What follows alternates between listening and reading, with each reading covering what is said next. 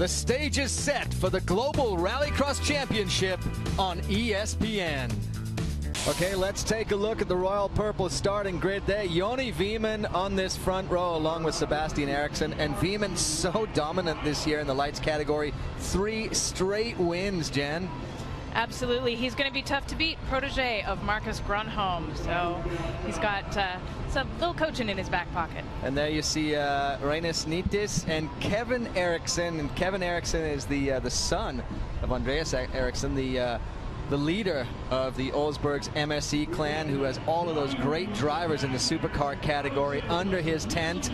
This is going to be a great race. This is a tough track for these lights cars, though. It is, with all of that loose dirt. It gets really rutted up, and these cars have a little less power than the supercars do, and it's tough for them to power through that stuff. They are all-wheel drive. They are quite powerful, but still, with all that loose stuff, it's harder for them. Lights are coming on. The blue lights you see on the left-hand side, that is Joni Veman. The green angry lights behind him, Alexander Westland. And here we go, and Veman gets another good start, but Sebastian Eriksson is challenging him into the first corner. Look at those guys door to door, a little bit of tapping there. The cars are identical. They all have exactly the same horsepower. It is all down to driving, and you can see that when they pull into the straightaway there and nobody gets a nose in. So going into the Joker, they'll take the shortcut. That is Sebastian Eriksson, closely followed by Joni Veman. And the most amazing thing about this category of racing, as you said, Jen, the cars are identical, which means it's all about the driver and the driver's skills. There you see the Latvia car coming by of Reinus Nitis, and he is holding off De Jong, and this is a good battle for third going on now. Nitis there has been competing in the European Rallycross Championship in the Super 1600s, which is a two-wheel drive category. He's very competitive there, doing a good job of holding off De Jong. So Nitis trying to hold off De Jong, and right now, oh, De Jong is going under for his run down on the Joker. See, he will get out into that third place position, so a good move there. Oh, and look at this, Joni Veman going wide, trying to take the outside on Eriksson. Just going to try and find a place anywhere, and man, those cars over the jump, it's crazy. They have a shorter wheelbase, and they just pop over the jump. It's a really steep takeoff, and it's been doing kind of a lot of damage. These guys are making it. Well, Joni Veman trying to find his way around. There you see the Red Bull car of De Jong in third position, but this is quite a battle for first place. Remember, Eriksson has been on the podium twice. He was second in New Hampshire, third in Los Angeles, so he knows how to hold Joni Veman off, but so far it has been a tough season for anybody holding off Veman. Veman is so smooth, so collected, just 19 years old, but it competed in Formula Renault, and of course, you know, with coaching from Marcus Grönholm, two-time World Rally champion. Not a bad coach to have. If Grönholm's the guy in your corner, you got to feel like you're doing well. And something about these Finnish drivers, Thomas Heikkinen in our Supercar Series, Veman here, they've been so dominant. They've won so much this year, and Veman's still trying to find a way around. And oh, it looks like he managed to get him on the approach to the jump. Looking at great driving from De Jong. You know, he's only 15 years old, and he's got to deal with his parents. As long as he keeps his grades up, he's allowed to keep racing. So there we have it. Joni Veman gets in front. That's bad news for everybody else, because this guy is incredibly fast, but Sebastian Eriksson is not giving up much ground. Great to see this. Eriksson is going to fight him all of the way through to the finish. He's now going to try and find a way around.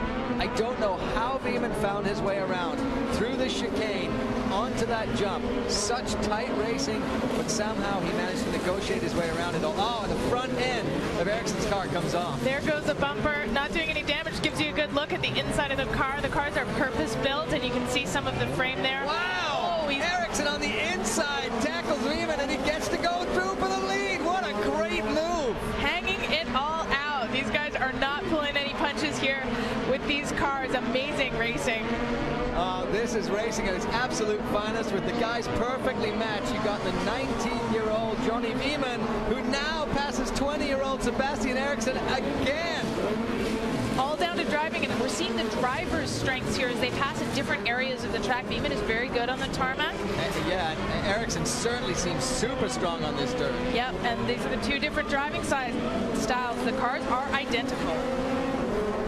Okay, so there Joni Veman getting a little lead out on that tarmac, and Sebastian Eriksson, with the pieces of his car that left, is now trying to hold off the hard-charging De Jong right behind him. De Jong has plenty of experience in short course off-road and buggy racing. He's only 15 years old, but he's definitely a star to watch. Wow, look at that. Oh, giving him a little bit of a nudge. Speaking of buggy experience, it's the kind of thing I would not expect to see from a lights car driver. This is amazing. As these two fight for second place, this is going to allow Joni Beeman a chance to take a little bit of a hop and get off the front. You can see he's opened that gap a little bit. But this really is a fight for second place. And De Jong looking for the inside. Can he take the lead going into the chicane? One of them is going to have to give up ground. Neither one's doing a job. That was incredible. Sebastian Eriksson just punts De Jong out to the side, but Mitchell De Jong is not going to give up. The 15-year-old plucky driver here trying to force his way around, but he has to watch himself because he may lose that third position. Kevin Eriksson's definitely pushing there as he goes through a tough block.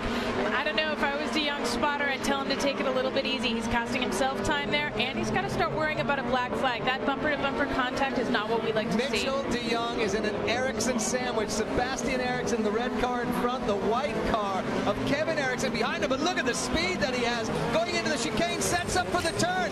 And is he going to get past Eriksson? No, not quite enough. Wow, big moves there as they head into their final lap.